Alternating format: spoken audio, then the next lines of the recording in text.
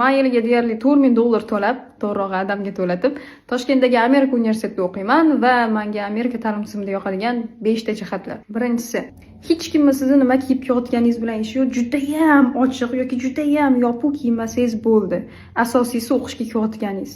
Ikkinchisi, kim qatlida o'qib kelgan professor bo'lsa ham sizni shaxs sifatida fikringizni eshitishadi. Birinchi kurs darsga kelganman, kim san registrarni o'zi bizga dars o'tayotgan edi. O'shanda gapirib turganlarda menda birdan savol kelib qolganda miyamga, nima o'zbek maktabdan to'g'ri chiqib kelganman o'tga, lekin ko'p menda savollar paydo bo'ladi. Shunda savolimni berib borsam, professor "Nega gapimni bo'lding?" demaganlar deb to'xtab, meni savolimga javob berib, keyin leksiyani davom ettirganlar. Uchinchisi, gruppa tanlamaymiz, biz kurslar tanlab olamiz. Har bitta semestrda qanaqa fanlarni o'qishi bizani o'zimizga taniymiz va har bitta fanga kirganimizda har xil odam bilan o'tiramiz. To'rtinchisi, siz o'zingizni raspiyaniyangizni o'zingiz tayyorlaysiz. Kimlargadir bu yoqmaydi, lekin bir tomondan qiziq tasavvur qiling, o'zingiz tanlab olasiz fanlarni. Beshinchisi, sizni olgan balingiz bu maxfiy ma'lumot hisoblanadi va professor buni boshqa o'quvchilarning hech qaysi biriga aytmaydi. Ularning orasida qanaqadir nosog'lom raqobatni keltirib chiqarmaslik uchun. Chunki siz universitetda boshqalardan yaxshiroq bo'lish uchun emas, o'zingizni rivojlantirish uchun o'qiyapsiz.